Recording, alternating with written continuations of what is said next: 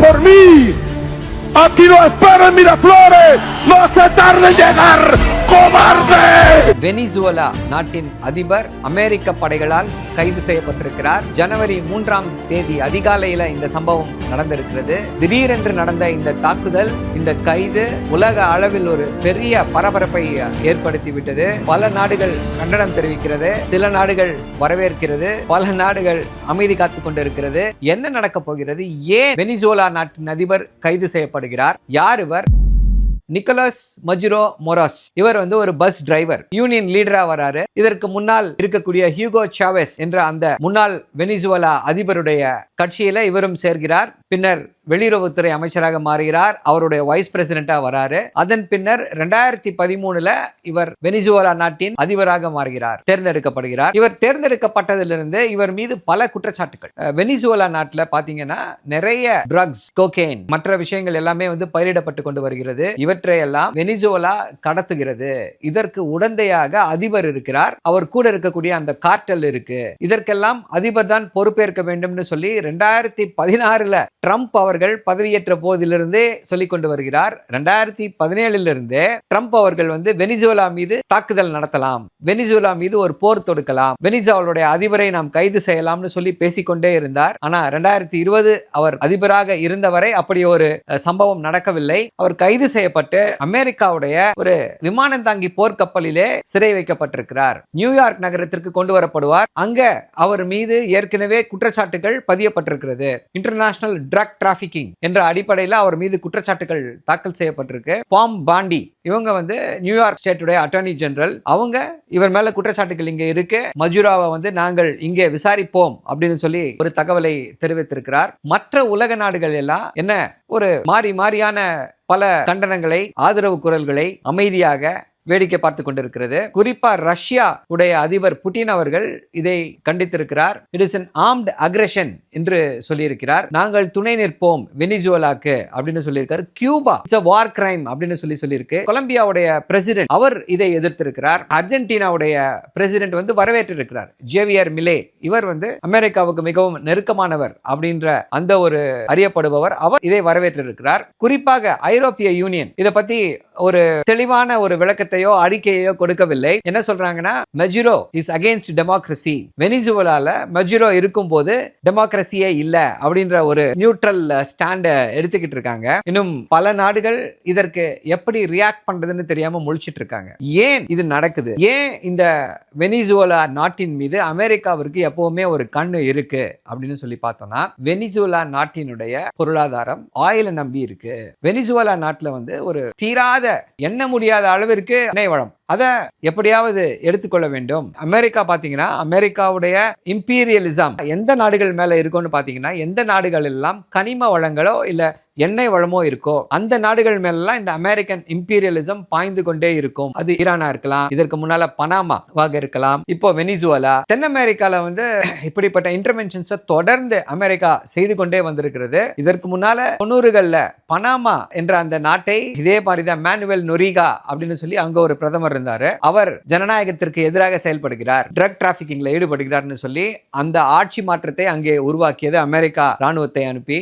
ஈஜிப்ட்ல செய்தார்கள். இப்படி பல உதாரணங்களை நம்மால சொல்ல முடியும். லிபியால செய்தார்கள், ஈராக்ல செய்தார்கள். இப்படி பல உதாரணங்களை நம்மால் சுட்டி காட்டிக் கொண்டே இருக்க முடியும். அமெரிக்காவுடைய பார்வை வெனிசுவேலா மீது பாய்வதற்கான முக்கிய காரணமே என்ன அப்படின்னா இந்த எண்ணெய் வளம் தான். இதை ஓப்பனா அதிபர் ட்ரம்ப் சொல்லியிருக்காரு. we can take Venezuela, the oil will become us. Venezuela is a part of America அப்படின்னு சொல்லியிருக்காரு. இன்னொரு ராணுவ அதிகாரி லித்தியம், இந்த லித்தியம் ட்ரையாங்கிள்னு சொல்றாங்க. வெனிசுவேலா, பொலிவியா, அர்ஜென்டினா, இந்த 3 இருக்கக்கூடிய இதுல லித்தியம் வேற எந்த இடத்துலயும் இல்லாத அளவிற்கு நிறைய கிடைக்கிறது. It's called lithium triangle. அந்த லித்தியம் ட்ரையாங்கிள் வெனிசுவேலால நிறைய இருக்கு. சோ லித்தியம் நிறைய மைன் பண்ண முடியும். So who controls the Venezuelan government will have unlimited access to lithium more than oil. இதுதான் இந்த ஒரு அக்ரஷனுக்கு காரணமாக இருக்கிறது என்று சொல்லப்பட்டாலும் அமெரிக்கா என்ன சொல்கிறது? ட்ரம்ப் அவர்கள் என்ன சொல்றாருன்னா, மஜுரோ வெனிசுவேலாவில் இருக்கக்கூடிய மனித உரிமைகளை மீறி இருக்கிறார். இதற்கு ஒரு பேக் ஸ்டோரி இருக்கு. 2024 வெனிசுவேலால ஒரு தேர்தல் நடக்கிறது.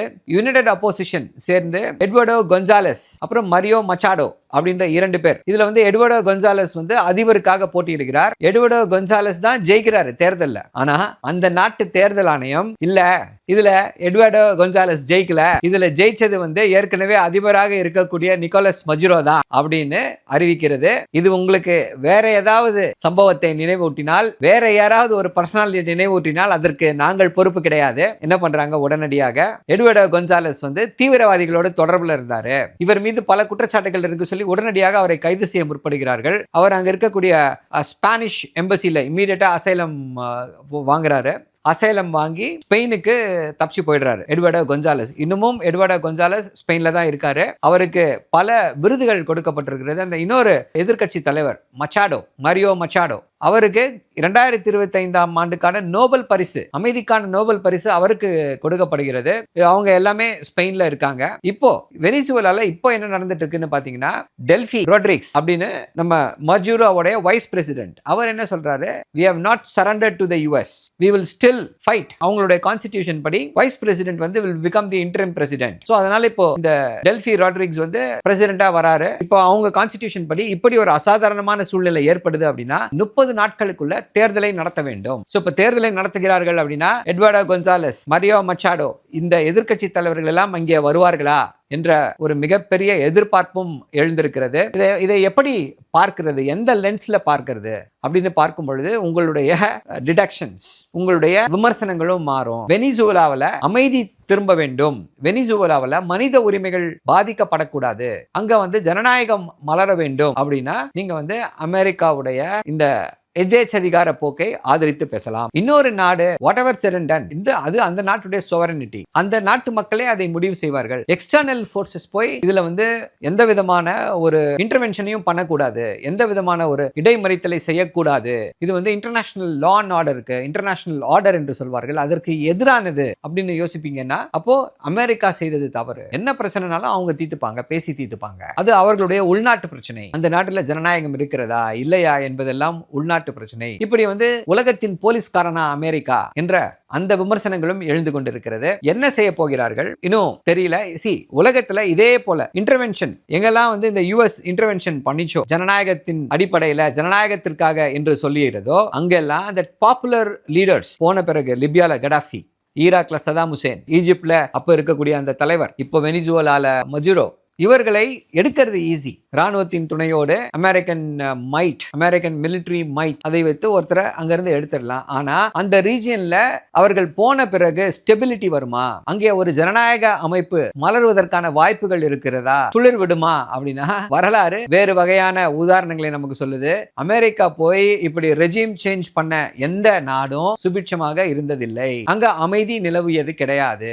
ட்ரம்ப் அவர்கள் வந்து அவருடைய ஃபர்ஸ்ட் பிரசிடென்சில வெனிசுவேலா மேல there will be a invasion, we will use army என்று சொல்லியிருந்தார். இப்போ அதை நடத்தி காட்டி இருக்கிறார். 81 வயதான டொனால்டு ட்ரம்ப் உலகத்தின் பவர்ஃபுல் மேன் அப்படின்றத மீண்டும் நிரூபித்திருக்கிறார். புட்டின் என்ன செய்ய போகிறார், சைனா இதுக்கு எப்படி ரியாக்ட் பண்ண போகிறது, இதெல்லாம் வந்து அடுத்த வரக்கூடிய காலகட்டங்களில் நாம் உற்று நோக்க வேண்டிய விஷயங்களா இருக்கு. ஸோ இப்போ அமெரிக்கா வெனிசுவேலாவை கேப்சர் பண்ணிடுச்சுன்னே சொல்லலாம், இல்ல இன்டர்வீன் பண்ணிருக்கு. அப்போ ரஷ்யா யுக்ரைன்ல இதையே செய்ய முயற்சிக்குமா, சைனா தாய்வான்ல இதையே செய்ய முயற்சிக்குமா என்ற கேள்விகள் எல்லார் மனதிலும் எழுந்து கொண்டிருக்கிறது. So interesting times ahead. என்ன நடக்க போகிறது, விரிவாக அடுத்து என்னெல்லாம் செய்ய போறாங்க, என்ன நடக்கும் அப்படின்றதெல்லாம் அலசி ஆராய்வோம். நன்றி, வணக்கம்.